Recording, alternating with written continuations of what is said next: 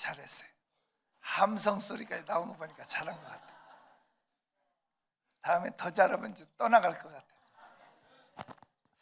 오늘 25년 부활절 아침인데 제 마음이 참 행복하고 날아갈 것 같이 기뻐요. 고려대학교하고 총신대학교 교수로 활동하시고 많은 전문 서적을 출판하시고 저술하시고 정말 TV에 나오셔서 특별 강의도 많이 하신 우리 임범상 장로님께서 오랫동안 뇌출혈로 다시 못 일어난 줄 알았는데 오늘 부활절 때 드디어 오셨습니다. 잠깐 우리 박수로, 지금 일어서셨습니다. 박수로. 우리 장로님이 돌아오신 것이 부활이에요.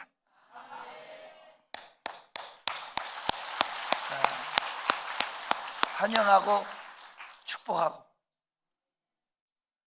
저도 하도 바쁘니까 뭐 몇 차례 못 뵀습니다만은 삼육재활병원에 계셨는데 떨치고 일어서셔서 오셨다는 것이 큰 위로와 힘이 됩니다. 25년 부활절을 계기로 여러분이 모든 질병에서, 모든 고통에서, 모든 역경에서, 어두움에서 사업이 열려지고, 가정이 열려지고, 건강이 열려지고, 앞길이 열려지시기를 주의 이름으로 축복합니다. 존경하는 성도 여러분, 만약 부활이 없다면 오늘 교회가 있을 수가 없죠. 마치 예수님이 3년 동안 제자들을 교육시킨 것이 미안하지만 다 헛것이 될 뻔했어요. 실제로 예수님이 십자가 위에서 운명하셨을 때 제자들은 다 도망갔습니다. 다시 옛날 고기잡이하러 갔습니다. 다시 고향으로 돌아갔습니다. 다시 골방에 갇혀서 벌벌 떨었습니다. 만약 부활이 없었으면 어떻게 그들을 결집시킵니까? 부활하신 주님이 40일 동안 11번 나타나셔서 제자들을 깨우고 모으고 결집시키셔서 부활하신 주님을 그들의 눈으로 보고 만진 바 된 후에 단 한 사람도 순교하지 않은 사람이 없어요. 하나밖에 없는 자기 생명을 초기와 같이 버리면서 예수 부활과 십자가를 전했습니다. 사실은 100% 다 길에서 질질 끌려다니다가 죽은 사람도 있고, 나무에 매달려서 말라 죽은 사람도 있고, 베드로는 십자가에 거꾸로, 마띠아는 화살에 맞아서, 도마는 창에 맞아서, 창에 찔려서. 물론 요한을 자연사했다고 하지만 사실은 요한도 순교자죠. 예수께서 가장 사랑하는 제자라고 해서 공개 처형을 해서 평소보다 7배나 더 뜨겁게 쇠를 녹이는 풀무불을 달아오르게 해서 요한을 던졌는데, 공개 처형을 했는데, 요한이 머리카락 하나 상하지 않고 머리카락 하나 옷도 그을리지 않고 그대로 튕겨져서 나왔어. 요한을 칭칭 거미줄처럼 감았던 세 줄은 녹아버리고, 그가 튀어나오니까 그 장면을 본 황제는 몸이 사시나무 떨듯이 발발발 떨리고, 올라온 귀족들은 전부 다 의자 밑으로 기어들어가 버리고, 로마 시민들은 전부 자리에서 일어나서서 데모를 했습니다. 저 사람은 신이다, 죽이지 마라. 아니, 죽일 수가 없죠. 그래서 반모섬이라는 에게의 연안에 사람이 살 수 없는 그 당시 그 섬으로 귀향을 보낸, 귀향을 가서 요한계시록을 쓰고, 그 황제 네로가 죽었을 때 다시 에베소로 와서 죽을 때까지 사역을 했으니 부활하신 예수를 만나고 나서 기독교가 세계화되는 거지. 오늘 우리 소명중앙교회가 이 땅에 존재하고 있는 것, 이 땅에 한국교회가 있는 것 자체가 부활의 증거예요. 부활이 없으면 다 사라져요. 저와 여러분이 다 부활의 증인이 됐으면 좋겠어요.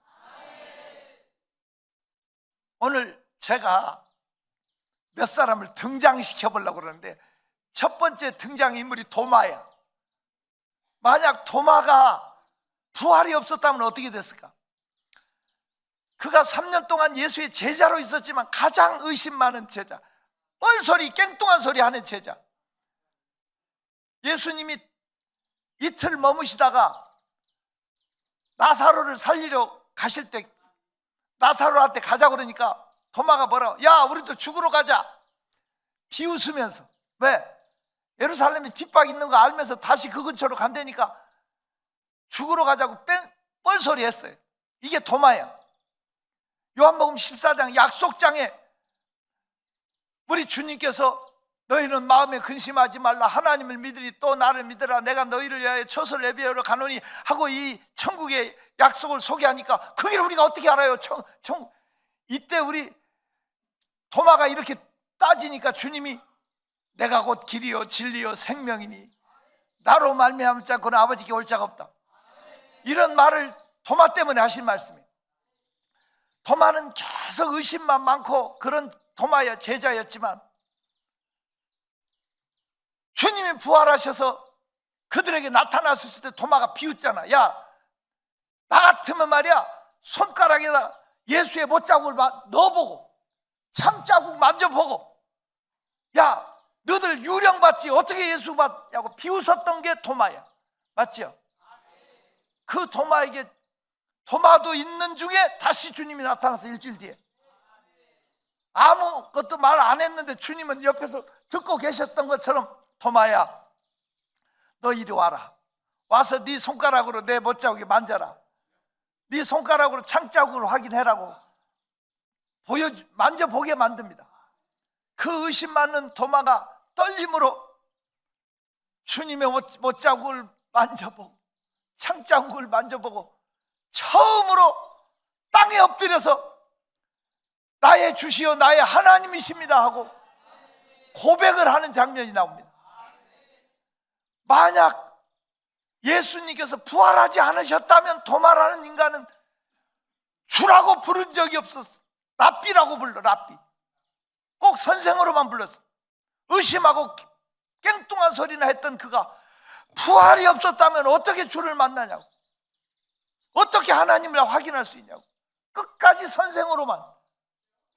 지금도 사람들은 예수님은 공자나 소크라테스나 예수나 이런 하나의 사상가, 철학자 아니면 위대한 인류의 스승으로만 치부하는 사람 많습니다. 부활이 없다면 기독교는 다른 종교와 다를 바 하나도 없습니다. 여러분 부활을 믿습니까? 부활이 없으면 어떻게 한반도에 복음이 전파될 수 있습니까? 도마라는 사람을 하나님이 인도로 보냅니다. 부활하신 주님이 그 성서 배경사에 보면요, 그 이름도 나오더라고. 이름, 그 인도의 사신이 예루살렘에 찾아옵니다. 예루살렘이라는 도시를 여러분 보면 아프리카, 아세아, 유럽이 연결되는 꼭지 중앙 전이점입니다. 그래서 세 대륙의 문명이 교차되고 서로 이렇게 정보, 지식 이런 것들이, 그래서 싸움도 많고 그런 특별한 지역인 것이 사실입니다. 거기가 지중해 바다 지구 중심, 제가 지구 중심축이 있는 데가 베들레헴이라고 그랬잖아요. 예수님이 그냥 이스라엘에서 태어난 게 아니더라고요. 그런데 어찌됐든 아프리카, 유럽, 아시아가 만나는 그 시장이 열려지는 그곳에 사신이 최대 건축 기술자를 찾으러 인도 왕이 보냅니다. 인도 왕이 그를 보낼 때 그분이 어디 가서 이렇게 최고의 우리 왕의 궁전을 지을 기술자를 찾지 고민을 하고 있는데 어떤 분이 찾아왔어. 인도 왕이 보내신 사신 아무 계시지요? 그러고 물어. 깜짝 놀라. 당신 나를 어떻게 아시냐고. 당신이 찾는 위대한 건축가가 바로 나요. 예수님이 설계도를 이렇게 그려서 보여주면서 당신의 왕이 이 정도 왕궁을 지으면 만족할 거예요. 당신 같은 위대한 건축가가 우리나라에 가실 수만 있으면 최고의 영광입니다. 모시겠습니다 하고 얘기를 해. 그때 예수님이 나는 선약이 있어서 다른 집을 지어야 되기 때문에 갈 수가 없어. 하지만 내가 유능한 제자 하나를 당신에게 보내주겠어. 그래서 도마를 데리고 가. 도마는 건축 건자도 몰라.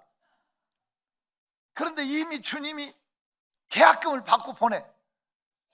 그러니까 최초로 인신매매 당한 거예요.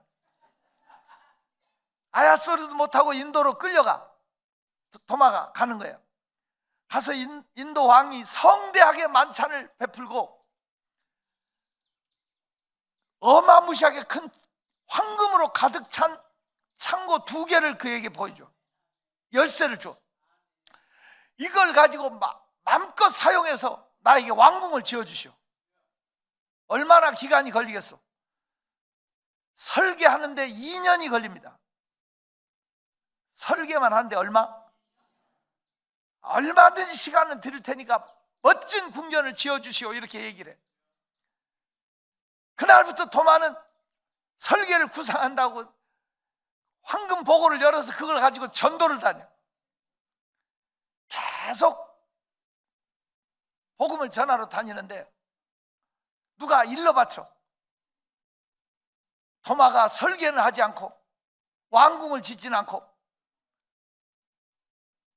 보물 창고를 다 비워가면서 자기 포기 활동을 하는데 쓴다고 일려 바치니까 왕이 대노해가지고 도마를 가둬 잡아와서 내일 사형식을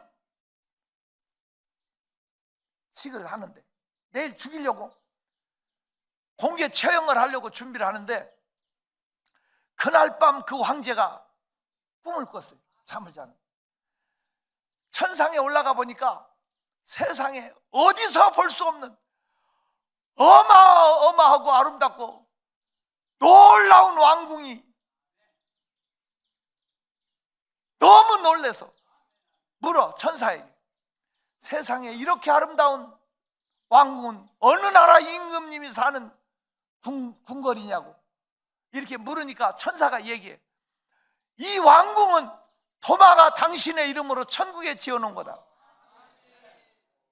도마가 당신의 이름으로 천상에 지어놓은 거다.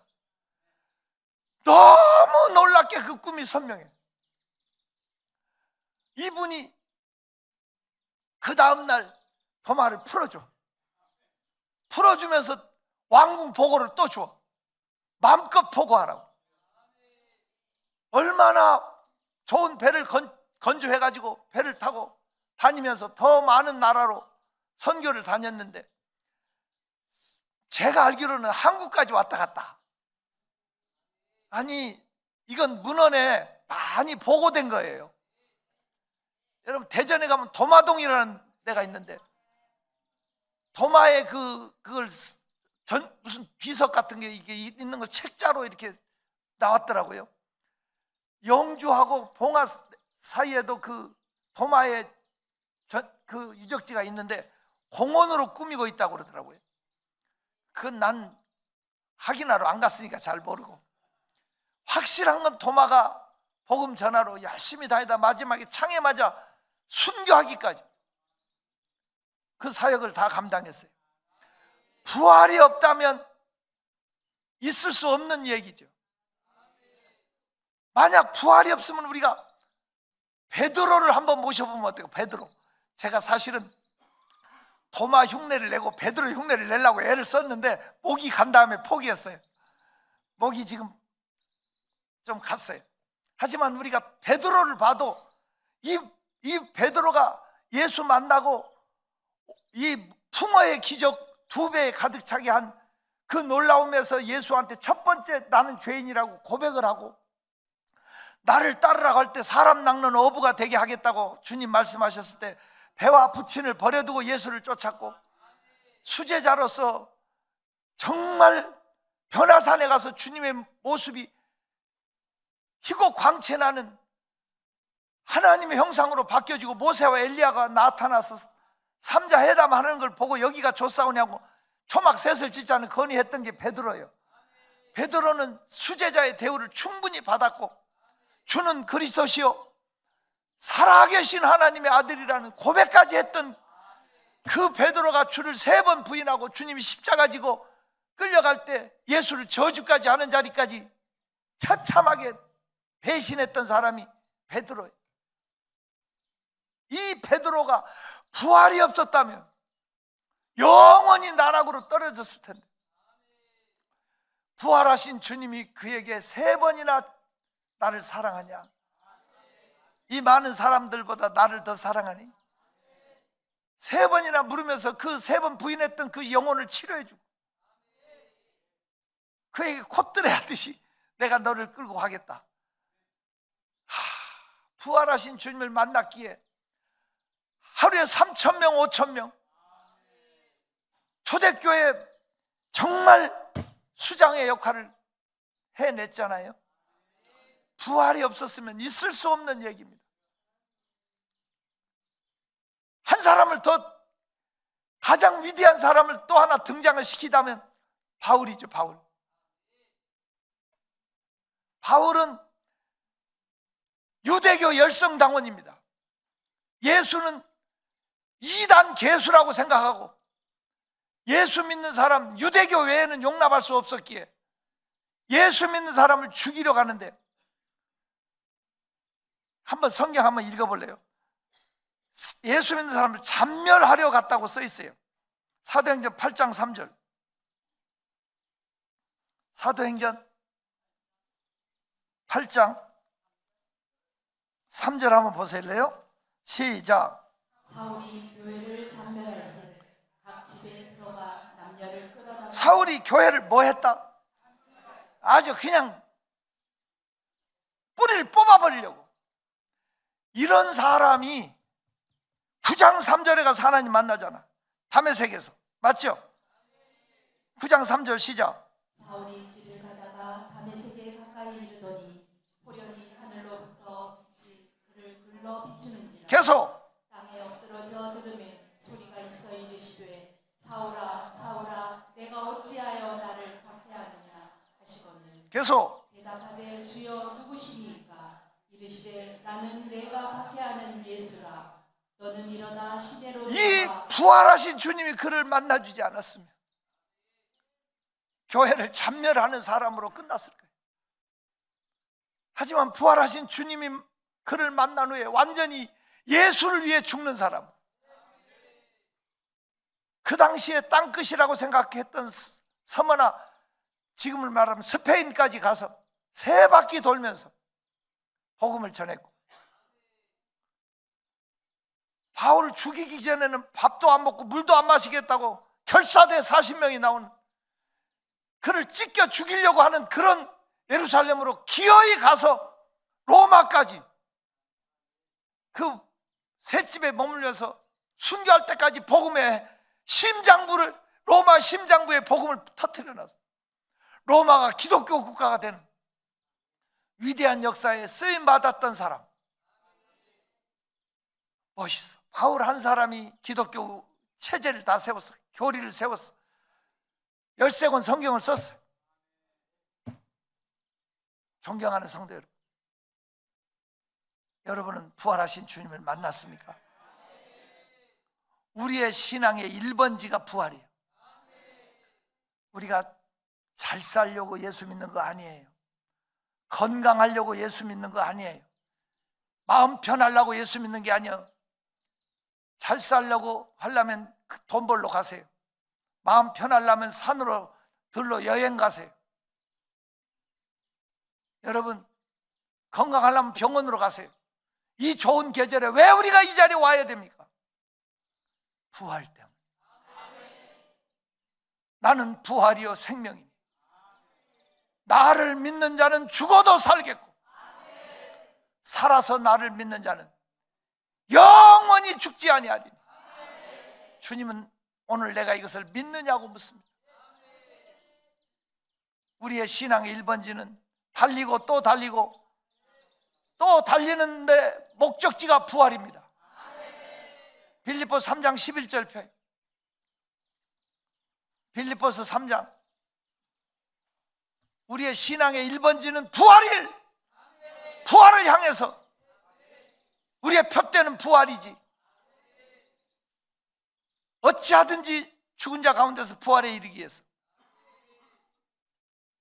큰 소리로 빌립보서 3장 11절 시작. 어떻게 해서든지 죽은 자 가운데서 부활에 이르려 하노니. 이것이 우리의 목표입니다. 그 다음 절에 달리고 또 달리고 또 달리는 원리가 나옵니다. 오늘 저와 여러분은 부활을 향해 갑시다. 만일 부활을 믿지 않으면 우리가 이 자리에 올 이유가 없습니다. 핍박을 당하면서 때로는 먹지 못하고 입지 못하고 절제하면서 부활을 향해서 달려가는 것이 이유지, 다른 어떠한 것도 이유가 될 수가 없습니다. 만약 부활을 믿지 않으면 예수 믿는 사람들이 가장 불쌍한 사람, 이 좋은 삶을 엔조이하지 않고 청춘을 주를 위해서 드린다는 것은 있을 수 없는 얘기입니다. 고린도전서 15장 펴세요.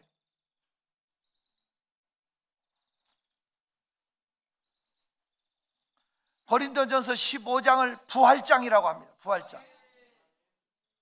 부활의 12가지 증거를 제시하면서 구체적으로 부활에 대해서 얘기하고 있는 부활장을 적어도 부활절에는 한 번씩 읽었으면 좋겠는데 오늘 다는 못 읽어도 12절부터 같이 19절까지 또박또박 읽어주십시오. 12절부터 큰 소리로 시작. 그리스도께서 죽은 자 가운데서 다시 살아나셨다 전파되었거늘 너희 중에서 어떤 사람들은 어찌하여 죽은 자 가운데서 부활이 없다 하느냐. 만일 죽은 자의 부활이 없으면 그리스도도 다시 살아나지 못하셨으리라. 그리스도께서 만일 다시 살아나지 못하셨으면 우리가 전파하는 것도 헛것이요 또 너희 믿음도 헛것이며 또 우리가 하나님의 거짓 증인으로 발견되리니 우리가 하나님이 그리스도를 다시 살리셨다고 증언하였습니다. 만일 죽은 자가 다시 살아나는 일이 없으면 하나님이 그리스도를 다시 살리지 아니하셨으리라. 만일 죽은 자가 다시 살아나는 일이 없으면 그리스도도 다시 살아나신 일이 없을 터이요 그리스도께서 다시 살아나신 일이 없으면 너희의 믿음도 헛되고 너희가 여전히 죄 가운데 있을 것이요 또한 그리스도 안에서 잠자는 자도 망하였으리니 만일 그리스도 안에서 우리가 바라는 것이 다만 이 세상의 삶뿐이면 모든 사람 가운데 우리가 더욱 불쌍한 만약 부활이 없으면 우리는 불쌍한 사람이에요.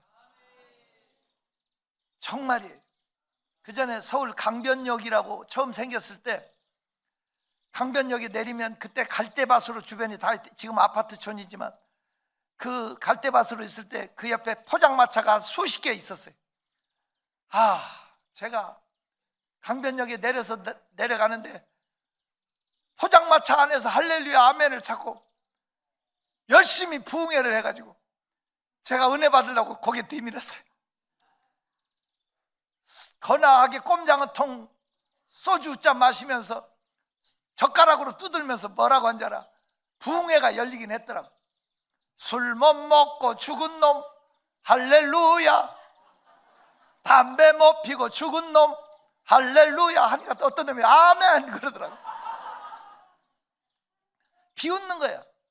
예수 믿는 사람, 이 좋은 술도 못 먹고 이 좋은 담배도 못 피고 할렐루야나 하는 사람을 빚고 와서 하는 소.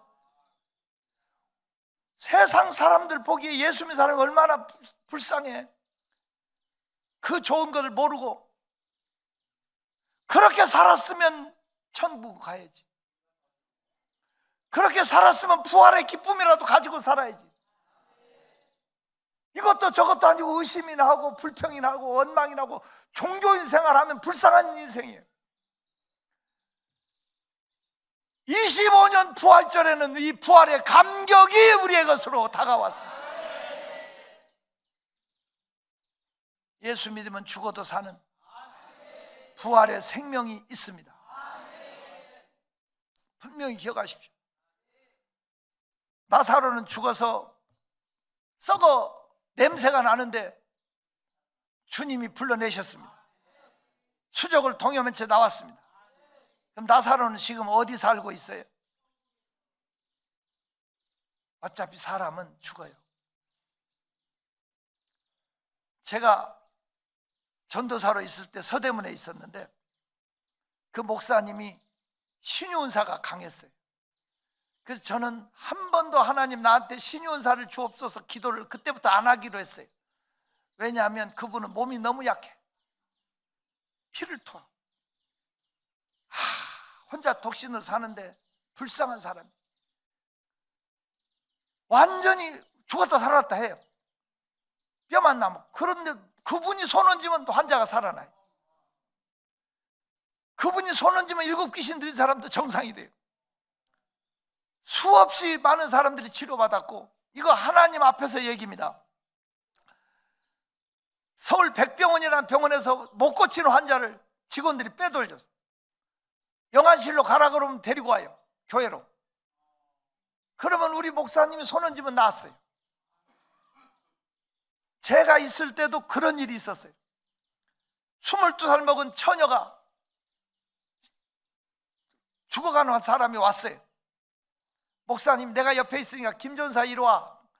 같이 이거 좀 도와줘. 그래서 시트를 같이 이렇게 병원 시트를 걷어냈는데 깜짝 놀라 사람이 없는 것 같더라고요. 완전히 뼈만 있고 눈은 푹 들어가 있고 회골이더라고, 회골. 그런데 목사님이 머리에 손 얹고 기도하니까 눈 뜨고 일어나더라고. 한 2달 지나니까 살이 붙고 그렇게 예쁜 자매로 바뀌어지더라고. 그런데 그 집안내가요 아주 부잣집이었어요. 그 당시 무슨 사업을 하는지 모르지만 굉장한 부잣집인데 이 분들이 26명이 교회를 나왔어요. 가족, 친척 데리고 다 교회를 나왔어요. 그 당시에 교회 인테리어 공사를 억대 공사를 해줬어요. 그 당시에 파이프 오르간 사줬어요. 교회가 그 집 식구들 오면서 완전히 으쌰으쌰 살아있는 느낌이 들고 부흥됐어요. 한 6개월 되니까 이 자매가 너무 건강해졌어요.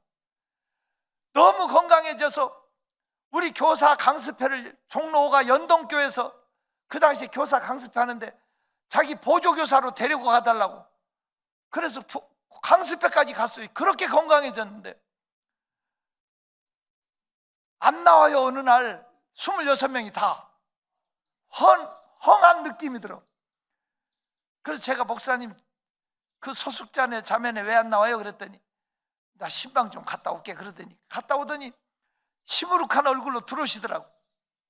그래서 내가 목사님 왜 안 나온대요? 그랬더니 어처구니가 없다는 표정으로 나한테 뭐라고 하시느니, 그러니까 말이야, 죽은 사람 살려줬으니까 그 정도 해줬으면 됐지 뭘 더 바라고 왔냐고. 꼭 병원비 내는 것처럼 그런 식으로 해서 해준 거더라고. 그리고 안 나와. 그때 제가 느낀 게 있어요. 죽은 사람 살려줬다고 예수 믿는 거 아니야. 어차피 또 죽게 돼 있어. 사람은 생명 연장이 중요한 게 아니라 죽은 사람 못 살아도 말씀 들어가면 부활의 날 깨어나. 믿어지면. 나는 여러분이 이 시간에 부활의 주인공이 됐으면 좋겠어요. 예수 부활은 내 부활이다. 이런 고백으로 아멘 한번 해봐요. 예수의 부활은 나의 부활이에요. 지식적으로 누가 부활했다 하는 것을 알고 있는데 끝나지 말고, 베드로가 나와서 증언하고 도마가 증언하고 바울이 증언해 의미가 없어. 예수 그리스도는 나의 구주셔야 되고, 예수 그리스도가 부활하시는 그 첫 열매가 되셨기 때문에 우리도 예수와 함께 부활할 걸 믿습니다. D.L. 무디 선생의 설교를 보니까 재밌어요. 나사로야 나오라 하고 부르니까 나사로가 무덤에서 나왔잖아. 근데 D.L. 무디가 설교하기를 나사로야 나오라 이렇게 부르지 않고 주님이 죽은 자야 나오라 그러면 나사로 이전에 죽은 사람이 다 나왔을 거래. 이해가 되나? 근데 주님은 죽은 자야 나오라 하지 않고 나사로야 나오라 불렀어. 언젠가 우리도 땅에 들어갔을지 공중에 떠다닐지 물속에 들어갔을지 모르지만 하나님께서 마지막 날 다시 우리를 살리실 때 야 김대성아 나오라 이래야지. 안 부르면 어떡해? 나팔 불 때 나팔 불 나의 이름 부를 때의 잔치 참여하겠네. 예수 그리스도는 나의 구주시고 주님이 내 이름을 각각 불러 인도해 내실 때 부활의 아침에 깨어나는 시간 되기를 바라고, 죽었다 살아나는 표적이 중요한 게 아니라 내가 오늘 예수를 구주로 나의 하나님으로 믿는 부활의 증인 되시기를 주의 이름으로 축원합니다. 기도하겠습니다. 하나님 아버지, 25년도 부활절은 각별하게 그리스도의 부활이 내 부활로 접목되어지는 시간 되게 하옵소서. 나의 부활로 고백하는 시간 되게 하옵소서. 예수 이름으로 기도합니다. 할렐루야.